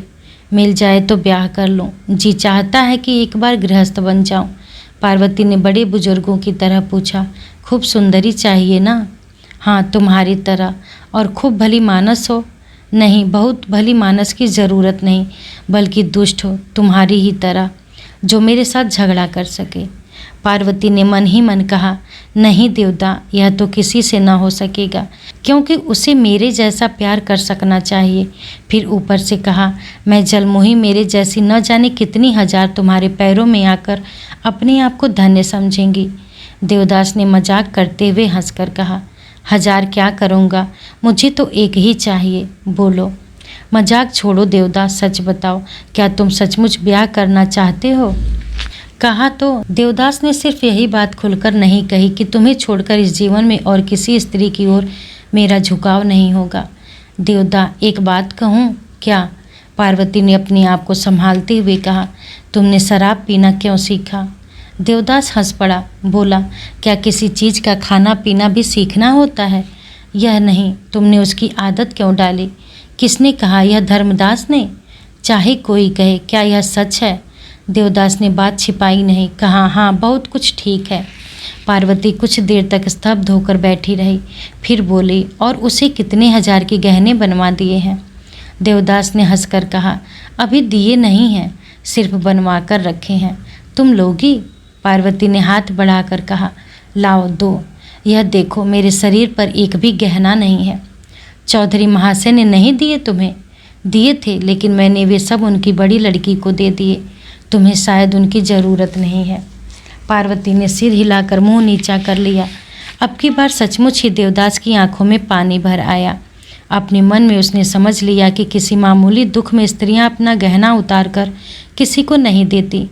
लेकिन सुस्थिर होकर उसने धीरे से कहा, झूठ बात है पारो, मैं किसी भी स्त्री को प्रेम नहीं करता, किसी को भी मैंने गहने नहीं दिए। पार्वती ने ठंडी सांस लेकर मन ही मन कहा, मेरा भी यही विश्वास था। उसके बाद पार्वती ने कहा, लेकिन इस बात की प्रतिज्ञा करो कि अब कभी शराब नहीं पियोगे। नहीं, यह मुझसे नहीं हो सकता। क्या तुम प्रतिज्ञा कर सकती हो कि कभी एक बार भी मुझे याद नहीं करोगी? पार्वती ने कोई जवाब नहीं दिया। इस समय बाहर संध्या की शंख ध्वनि हुई। देवदास ने चकित होकर खिड़की में से बाहर की ओर देखते हुए कहा, संध्या हो गई, अब तुम घर जाओ पारो। नहीं, मैं नहीं जाऊंगी, पहले तुम प्रतिज्ञा करो। यह मुझसे नहीं हो सकता। क्यों नहीं हो सकता? क्या सभी लोग सब काम कर सकते हैं? इच्छा करने पर अवश्य ही कर सकते हैं। तुम आज रात को मेरे साथ भागकर चल सकती हो। सहसा पार्वती के हृदय की गति जैसे रुक गई हो। अज्ञात रूप से अस्पष्ट स्वर में उसके मुंह से निकल गया, ऐसा कहीं होता है? देवदास पलंग पर खिसक कर बैठ गया और बोला, पार्वती, दरवाज़ा खोल दो। पार्वती और भी आगे खिसक कर दरवाजे के साथ अच्छी तरह अपनी पीठ सटाकर बैठ गई और बोली, पहले प्रतिज्ञा करो। देवदास उठकर खड़ा हो गया और धीरता से कहने लगा, पारो, क्या इस तरह जबरदस्ती प्रतिज्ञा कराना कोई अच्छी बात है? क्या इससे कोई विशेष लाभ है? आज की प्रतिज्ञा संभव है कि कल निभा न सकूं। मुझे झूठा क्यों बनाना चाहती हो? कुछ समय और भी इसी प्रकार चुपचाप बीत गया। उसी समय कहीं किसी कमरे की घड़ी में टन टन करके 9 बज गए। देवदास घबरा गया। उसने कहा, पारो, दरवाज़ा खोल दो। पार्वती ने कोई उत्तर नहीं दिया। देवदास ने फिर पुकारा, पार्वती। मैं यहाँ से नहीं जाऊँगी। यह कहकर पार्वती रोती रोती उसी जगह लौट गई और बहुत देर तक रोती रही। कमरे में उस समय अंधेरा था, कहीं कुछ दिखाई नहीं देता था।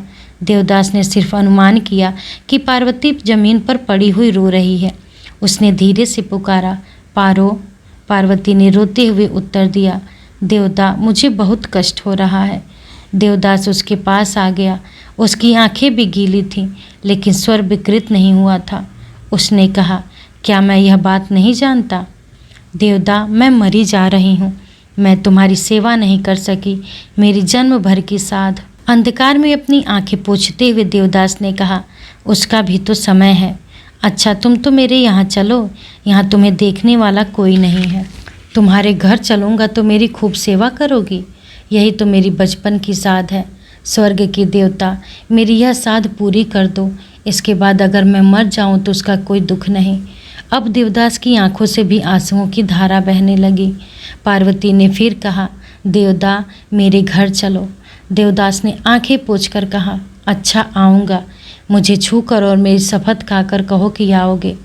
देवदास ने अनुमान से पार्वती के चरण स्पर्श करके कहा, पारो, यह बात मैं कभी नहीं भूलूंगा। अगर मेरी सेवा करने से तुम्हारा दुख कम हो तो मैं तुम्हारे यहाँ जरूर आऊँगा। मरने से पहले यह बात मुझे याद रहेगी।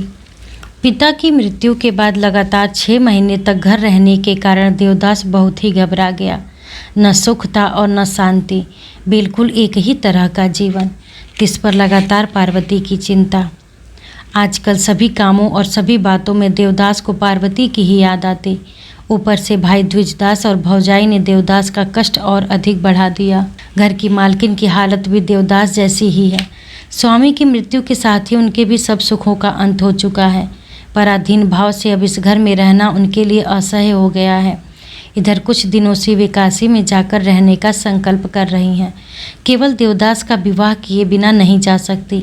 बार बार कहती हैं, देवदास ब्याह कर ले, मैं देख कर जाऊँ। यह भला कैसे संभव था? एक तो असौच की अवस्था और फिर मन के मुताबिक एक लड़की खोजना। आजकल इसलिए मालकिन के मन में रह रहकर बारंबार यही अफसोस होता है कि अगर उस समय पार्वती के साथ इसका विवाह हो जाता तो बहुत अच्छा होता। एक दिन उन्होंने देवदास को बुलाकर कहा, देवदास, अब तो मुझसे नहीं रहा जाता। कुछ दिन काशी चलकर रहूं तो ठीक हो। देवदास की भी यही इच्छा थी। उसने कहा, मैं भी तो यही कहता हूँ, 6 महीने बाद लौटने पर सब ठीक हो जाएगा। हाँ बेटा, बस यही करो। अंत में लौटकर उनकी बरसी हो जाने पर तेरा ब्याह करके और यह देख कर कि तुम घर गृहस्थी वाले हो गए हो, मैं फिर काशीवास करने के लिए चली जाऊंगी। देवदास इस पर राजी हो गया और अपनी माँ को कुछ दिनों के लिए काशी छोड़कर कलकत्ता चला गया। कलकत्ता आने पर 3-4 दिन तक देवदास ने चुन्नीलाल को ढूंढा, वह नहीं मिला। बासा बदलकर कहीं और चला गया है। एक रोज संध्या के समय देवदास को चंद्रमुखी की याद आई। उसे ख्याल आया एक बार मिल लिया जाए। इतने दिनों तक उसका कभी ध्यान ही नहीं आया था। देवदास को मानो कुछ शर्म सी महसूस हुई। वह एक गाड़ी किराए पर लेकर संध्या होने के कुछ ही देर बाद चंद्रमुखी के मकान के सामने जा पहुंचा। बहुत देर तक पुकारने के बाद अंदर से किसी स्त्री ने उत्तर दिया, यहाँ नहीं है। सामने गैस बत्ती का एक खंभा था। देवदास ने उसके निकट जाकर पूछा, बता सकती हो कि वह कहाँ गई है? खिड़की खोलकर और कुछ देर तक देखकर उसने पूछा, क्या तुम देवदास हो? हाँ। इसके बाद उसने दरवाज़ा खोलकर कहा, आओ। आवाज़ देवदास को कुछ कुछ पहचानी सी जान पड़ती थी, लेकिन फिर भी वह अच्छी तरह पहचान नहीं सका। उस समय कुछ अंधेरा भी हो गया था। उसने पूछा, चंद्रमुखी कहाँ है, बता सकती हो? स्त्री ने मुस्कुराते हुए कहा, हाँ बता सकती हूँ, ऊपर चलो। अब देवदास ने पहचान लिया और कहा, अरे तुम ही? हाँ मैं ही हूँ देवदास, मुझे एकदम भूल गए। देवदास ने ऊपर पहुंचकर देखा कि चंद्रमुखी के पहनावे में सिर्फ काली किनारी की धोती है और वह भी मैली। हाथों में सिर्फ 2 कड़े हैं, इसके सिवा और कोई गहना नहीं। उसके सिर के बाल भी बेतरतीब से इधर उधर बिखरे हुए हैं। विस्मित होकर देवदास ने पूछा, तुम ऐसी? अच्छी तरह देखने से उसे मालूम हुआ कि चंद्रमुखी पहले की बनिस्बत बहुत दुबली हो गई है। पूछा, क्या तुम बीमार थी? चंद्रमुखी ने हंसकर उत्तर दिया, कोई शारीरिक रोग तो बिल्कुल नहीं है, तुम अच्छी तरह बैठो। देवदास ने पलंग पर बैठकर देखा कि सारे घर में एकदम परिवर्तन हो गया है। गृह स्वामिनी की तरह उसकी भी दुर्दशा की कोई सीमा नहीं है। सजावट के सामान में से एक भी चीज़ नहीं है। अलमारी, मेज़ और कुर्सियों की जगह खाली पड़ी हुई है। सिर्फ एक पलंग बिछा है और उस पर भी एक चादर मैली है। दीवारों पर जो तस्वीरें टंगी हुई थी वे हटा दी गई हैं। लोहे की खूंटियाँ अब भी दीवार में लगी हुई हैं और उनमें से एक दो में लाल फीते के टुकड़े अब भी लटक रहे हैं। घड़ी अब भी ब्रैकेट के ऊपर है, लेकिन निःशब्द। उसके आसपास मकड़ियों ने मनमाना जाल बुन रखा है। एक कोने में तेल का दिया बहुत सी धीमा सा प्रकाश दे रहा है। उसी की सहायता से देवदास ने घर की यह नए ढंग की सजावट देखी। उसने कुछ तो विस्मित और कुछ क्षुब्ध होकर कहा, आखिर यह दुर्दशा कैसे हुई चंद्रमुखी? चंद्रमुखी ने फीकी हंसी हंसते हुए कहा, इसे किसने दुर्दशा कहा? मेरा तो भाग्य खुल गया है। देवदास कुछ समझ न सका। उसने कहा, तुम्हारे शरीर के सब गहने क्या हुए? बेच डाले हैं, और असबाब वगैरह वह सब भी बेच दिया है। घर की सब तस्वीरें भी बेच दी। चंद्रमुखी ने हंसते हुए सामने वाला एक मकान दिखाकर कहा, उस मकान में रहने वाले क्षेत्रमणि को दे दी है। देवदास ने कुछ देर तक उसके मुख की ओर देखते हुए पूछा, चुन्नी बाबू कहाँ हैं? मुझे नहीं मालूम, कोई 2 महीने हुए झगड़ा करके चले गए हैं, फिर नहीं आए। देवदास को और भी आश्चर्य हुआ। झगड़ा क्यों हुआ? चंद्रमुखी ने कहा, क्यों, क्या झगड़ा नहीं होता? होता तो है, लेकिन आखिर क्यों? दलाली करने आए थे, इसलिए घर से निकाल दिया। काहे की दलाली? चंद्रमुखी ने हंसकर कहा, इस बाजार की दलाली। फिर ठहर कर कहा, तुम समझ नहीं सकते, किसी बहुत बड़े सेठ को पकड़ लाए थे। 200 रुपया महीना, बहुत से गहने और दरवाजे पर पहरे के लिए एक सिपाही। अब समझे?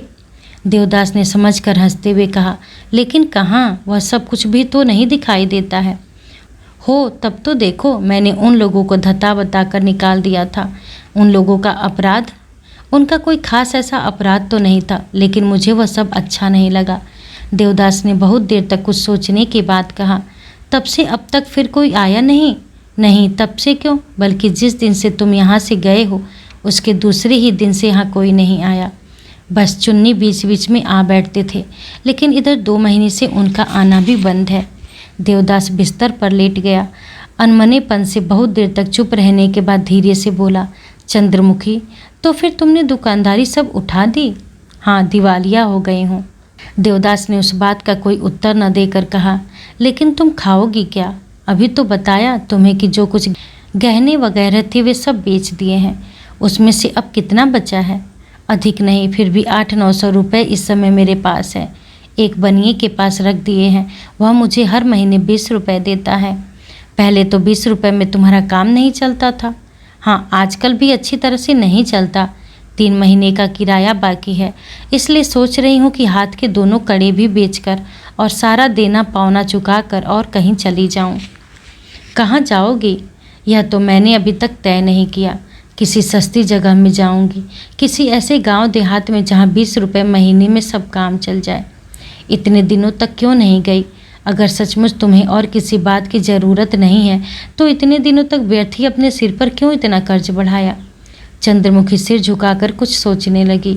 अपने जीवन में इस बात को कहने में आज उसे पहली बार शर्म का एहसास हुआ। देवदास ने कहा, क्यों चुप क्यों हो? चंद्रमुखी ने पलंग के एक किनारे संकुचित भाव से बैठकर धीरे धीरे कहा, नाराज न होना। जाने से पहले मैंने आशा की थी कि अगर एक बार तुमसे भेंट हो जाए तो अच्छा हो।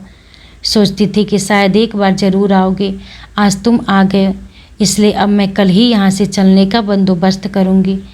लेकिन बताओगे कि कहाँ जाऊँ? देवदास चकित होकर उठ बैठा।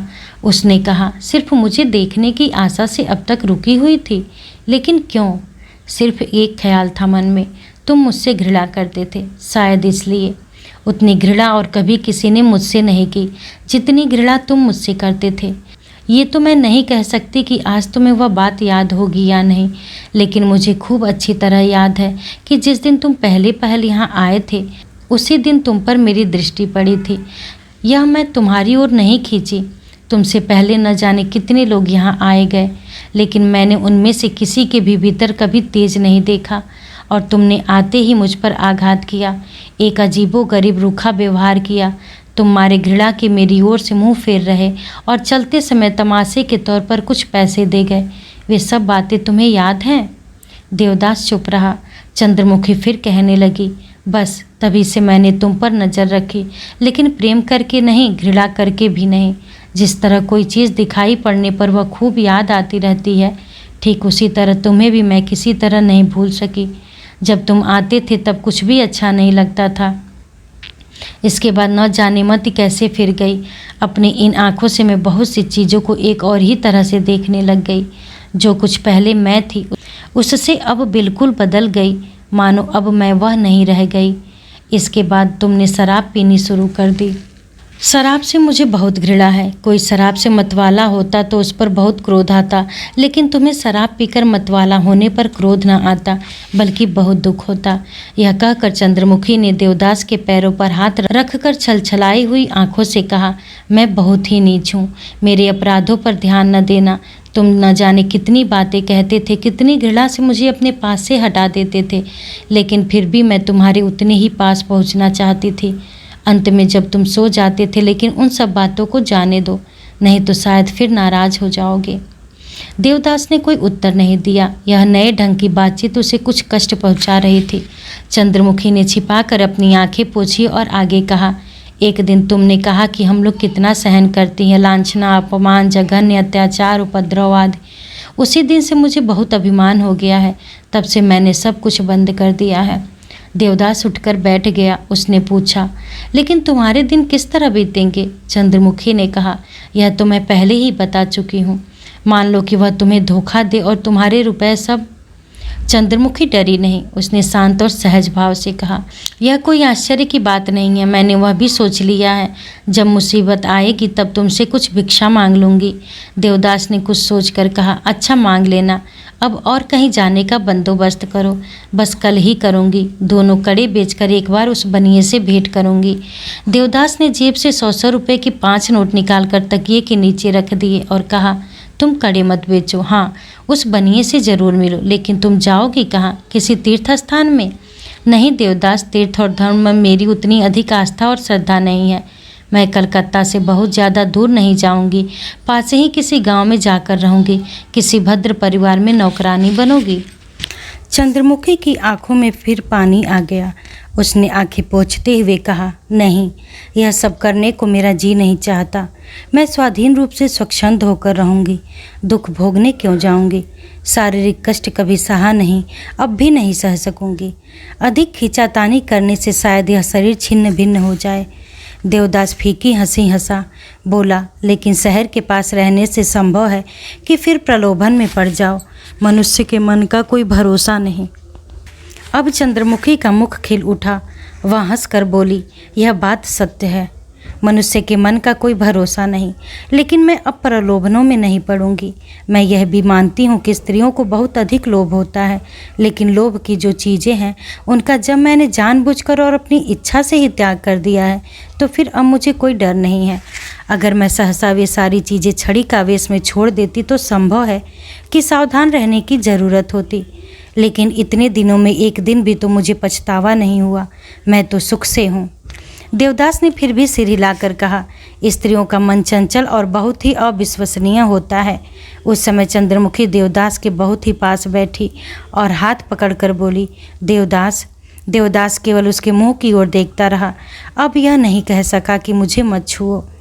चंद्रमुखी ने आंखों में स्नेह भरकर उनके दोनों हाथ पकड़कर अपनी गोद में खींच लिए और कुछ कुछ कांपती आवाज़ में कहा, आज आखिरी दिन है, आज तुम नाराज न होना। तुमसे एक बात पूछने की मुझे बड़ी साध है। यह कहकर चंद्रमुखी ने कुछ देर तक स्थिर दृष्टि से देवदास के मुख की ओर देखते रहकर कहा, क्या पार्वती ने तुम्हें बहुत अधिक चोट पहुंचाई है? देवदास की भौवें तन गई। उसने कहा, यह बात क्यों पूछती हो? चंद्रमुखी विचलित नहीं हुई। उसने शांत और दृढ़ स्वर से कहा, मुझे भी बहुत चोट लगती है। इसके सिवा शायद मैं तुम्हारी बहुत सी बातें जानती हूँ। बीच बीच में नशे की बहक में मैंने तुम्हारे मुंह से बहुत सी बातें सुनी हैं, लेकिन फिर भी मुझे विश्वास नहीं होता कि पार्वती ने तुम्हें धोखा दिया है। बल्कि मेरा तो ख्याल है कि खुद तुमने अपने आप को धोखा दिया है। देवदास, मैं उम्र में तुमसे बड़ी हूँ। मैंने इस संसार में बहुत सी चीज़ें देखी हैं, तुम जानते हो मुझे क्या ख्याल होता है? मेरी समझ में यह आता है कि निश्चय ही तुम्हारी भूल हुई है। मेरी समझ में स्त्रियों की जो यह बहुत बड़ी बदनामी है कि वे बहुत ही चंचल तथा अस्थिर चित्त हुआ करती हैं, सो ठीक नहीं। वे उतनी अधिक बदनामी के योग्य नहीं हैं। उनकी बदनामी भी तुम ही लोग करते हो और नेकनामी भी तुम ही लोग करते हो। तुम लोग जो कुछ कहना चाहते हो वह अनायास ही कह जाते हो, लेकिन स्त्रियां ऐसा नहीं कर पाती। अगर वे कहीं भी तो कोई समझता नहीं, इसके बाद उनकी बदनामी ही लोगों के सामने उजागर हो जाती है। चंद्रमुखी कुछ रुककर और अपनी आवाज़ में नरमी लाकर कहने लगी, मैंने इस जीवन में प्रेम का व्यवसाय बहुत दिनों तक किया है, लेकिन वास्तव में केवल एक ही बार मैंने प्रेम किया है और उस प्रेम का मूल्य बहुत अधिक है। मैंने बहुत कुछ सीखा है। जानते हो कि प्रेम करना और बात है और रूप का मोह कुछ और बात। इन दोनों में बहुत अधिक गड़बड़ी होती है और पुरुष ही अधिक गड़बड़ी करते हैं। रूप का मोह तुम लोगों की अपेक्षा हम लोगों में बहुत ही कम होता है, इसलिए तुम लोगों की तरह हम लोग उन्मत्त नहीं हो जाती। तुम लोग आकर अपना प्रेम जतलाते हो, न जाने कितनी तरह की बातों और भावों में उसे प्रकट करते हो। हम लोग चुप ही रहती हैं। प्रायः ऐसा होता है कि तुम लोगों के मन को क्लेश पहुंचाने में हम लोगों को लज्जा आती है, दुख होता है, संकोच होता है। मुंह देखने में भी जब घृणा होती है तब भी कदाचित लज्जा के कारण कह नहीं सकती कि हम तुम्हें प्रेम नहीं कर सकेगी।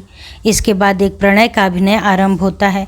फिर एक दिन जब उसका अंत हो जाता है तब पुरुष क्रुद्ध और अस्थिर होकर कहते हैं कि ऐसी विश्वासघातनी है।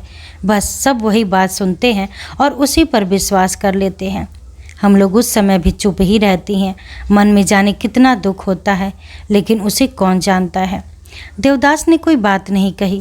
चंद्रमुखी भी कुछ देर तक चुपचाप उसके मुंह की ओर देखती रही, फिर गंभीरता से बोली। उस समय कदाचित कुछ ममता उत्पन्न हो जाती है। स्त्रियां समझती हैं कि कदाचित यही प्रेम है। वे शांत और धीर भाव से संसार के सब काम धंधे करते हैं। दुख के समय प्राणपण से सहायता करती हैं।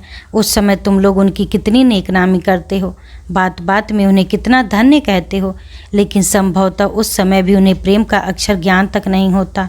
इसके बाद जब किसी अशुभ मुहूर्त में उनके हृदय के अंदर की असह्य वेदना छटपटाती हुई बाहर खड़ी हो जाती है, तब तुम लोग चिल्लाकर कह उठते हो, कलंकिनी, छी छी।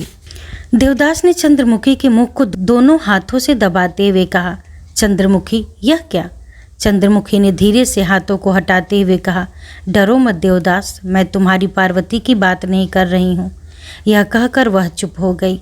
देवदास ने भी कुछ देर तक चुप रहने के बाद अन्यमनस्क भाव से कहा, लेकिन कर्तव्य तो है, धर्म अधर्म तो है। चंद्रमुखी ने कहा, वह तो है ही, और इसलिए तो देवदास जो यथार्थ प्रेम करता है वह सहन भी करता है।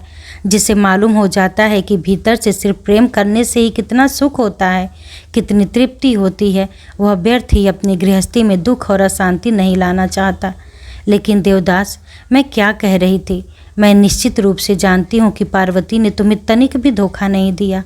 तुमने अपने आप को ही धोखा दिया है। मैं जानती हूँ कि आज यह बात समझना तुम्हारे लिए संभव नहीं है, लेकिन कभी समय आएगा तो शायद तुम देख सकोगे कि मैंने इस समय जो कुछ कहा है वह ठीक है। देवदास की दोनों आंखों में आंसू भर आए। आज न जाने क्यों वह समझने लगा कि चंद्रमुखी का कहना ठीक है। चंद्रमुखी ने देख लिया कि देवदास की आंखों में आंसू भर आए हैं, लेकिन उसने उन्हें पूछने का प्रयत्न नहीं किया। चंद्रमुखी मन ही मन कहने लगी, मैंने तुम्हें अनेक बार अनेक प्रकार से देखा है। मैं तुम्हारे मन का हाल जानती हूँ। मैंने खूब अच्छी तरह समझ लिया है कि तुम साधारण पुरुषों की तरह अपनी इच्छा से प्रेम प्रकट नहीं कर सकोगे। रही रूप की बात, तो वह किसे अच्छा नहीं लगता। इस बात पर फिर भी किसी तरह विश्वास नहीं होता कि केवल इसलिए तुम अपना इतना अधिक तेज रूप के चरणों पर विसर्जित कर दोगे। हो सकता है कि पार्वती बहुत अधिक रूपवती हो, लेकिन फिर भी जान पड़ता है कि पहले वही तुम्हारे प्रेम में पड़ी थी और पहले उसी ने तुम पर यह बात प्रकट की थी। मन ही मन ये सब बातें सोचते सोचते सहसा चंद्रमुखी के मुख से अस्फुट स्वर में निकल गया, मैंने खुद ही यह समझा है कि वह तुमसे कितना प्यार करती है। देवदास जल्दी से उठकर बैठ गया। क्या कहा? चंद्रमुखी ने कहा, कुछ नहीं। मैं यही कह रही थी कि वह तुम्हारे रूप पर नहीं रिझी थी। इसमें संदेह नहीं कि तुम में रूप है, उस पर भी कोई रीझ सकता है। तुम्हारा यह रूप सबको दिखाई भी नहीं देता, लेकिन जिसे दिख जाता है वह फिर आंखें हटा भी नहीं सकता। यह कहकर चंद्रमुखी ने ठंडी सांस ली और कहा, जिसने कभी तुम्हें प्यार किया है वह जानती है कि तुम में कितना अधिक आकर्षण है। इस स्वर्ग को पाने की इच्छा और शौक से वापस आ सके ऐसी स्त्री का कोई इस पृथ्वी पर है? चंद्रमुखी कुछ देर तक चुपचाप उसके मुख की ओर देखती हुई धीरे धीरे कहने लगी, यह रूप आंखों से तो दिखाई देता नहीं, हृदय के ठीक भीतरी भाग में इसकी गहरी छाया पड़ती है। यह सिर्फ 4 दिन की चांदनी है, इसका देखते ही देखते अंत हो जाता है और यह चिता की अग्नि में जलकर राख हो जाता है। देवदास ने विह्वल दृष्टि से चंद्रमुखी के मुख की ओर देखकर पूछा, आज तुम यह सब क्या कह रही हो? चंद्रमुखी ने मुस्कुराकर कहा, देवदास, इससे बढ़कर आफत की बात और कोई नहीं हो सकती कि आदमी जिसे प्यार न करता हो वही जबरदस्ती प्यार की कहानी सुनाने बैठ जाए। लेकिन मैं सिर्फ पार्वती की तरफ से वकालत कर रही थी, अपने लिए नहीं। देवदास उठने के लिए उद्यत होकर बोला, अब मैं जाता हूँ, जरा और बैठो। कभी तुम्हें होश में नहीं पाया, कभी इस तरह तुम्हारे दोनों हाथ पकड़कर बातें नहीं कर सकी, यह कैसी तृप्ति है। इतना कहकर वह हठात हंस पड़ी। देवदास ने चकित होकर पूछा, तुम हंस क्यों पड़ी? कुछ नहीं, यूं ही एक पुरानी बात याद हो आई। वह आज से 10 बरस पहले की बात है, जब मैं प्रेम के फेर में अपना घर बार छोड़कर चली आई थी। उस समय समझती थी कि मैं कितना अधिक प्रेम करती हूँ और शायद उसके लिए अपने प्राण दे सकती हूँ। इसके बाद एक दिन एक तुच्छ गहने के लिए हम दोनों में ऐसा झगड़ा हो गया कि फिर कभी किसी ने एक दूसरे का मुँह न देखा। तब मन को सांत्वना दी कि वह मुझे बिल्कुल प्यार नहीं करता, अन्यथा क्यों न गहना देता। चंद्रमुखी फिर एक बार यूं ही हंस पड़ी, लेकिन फिर तुरंत ही शांत और गंभीर होकर बोली, चूल्हे में जाए गहना। उस समय कहाँ जानती थी कि एक सामान्य सिर का दर्द अच्छा कर देने के बदले में भी निर्दयता के साथ प्राण दिए जा सकते हैं।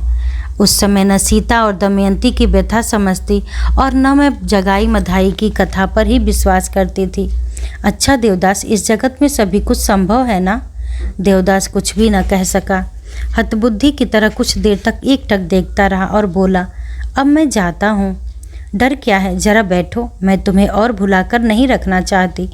मेरे वे दिन बीत गए, अब तो जितनी घृणा तुम मुझसे करते हो उतनी ही मैं अपने आप से करती हूँ। लेकिन देवदास, तुम ब्याह क्यों नहीं कर लेते?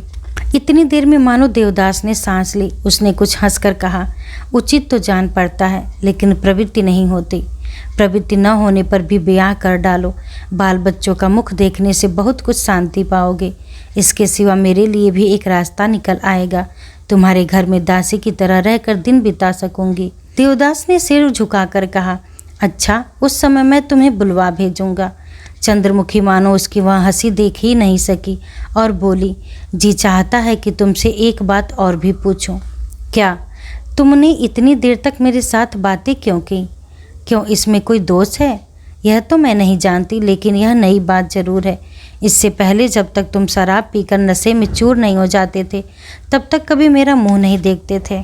देवदास ने चंद्रमुखी के इन प्रश्न का कोई उत्तर न देकर कहा, अब मैं शराब नहीं छूता, मेरे पिताजी की मृत्यु हो गई है। चंद्रमुखी बहुत देर तक करुण दृष्टि से देखती रही, फिर बोली, इसके बाद तो शराब नहीं पियोगे? कह नहीं सकता।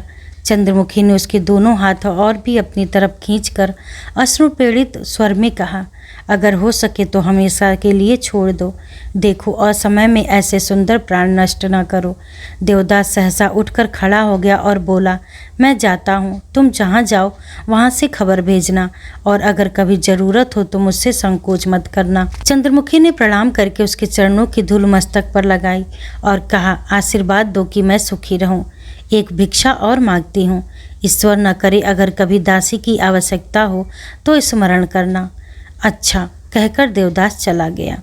चंद्रमुखी ने दोनों हाथ जोड़कर रोते हुए कहा, भगवान, फिर एक बार किसी तरह इनसे भेंट हो जाए।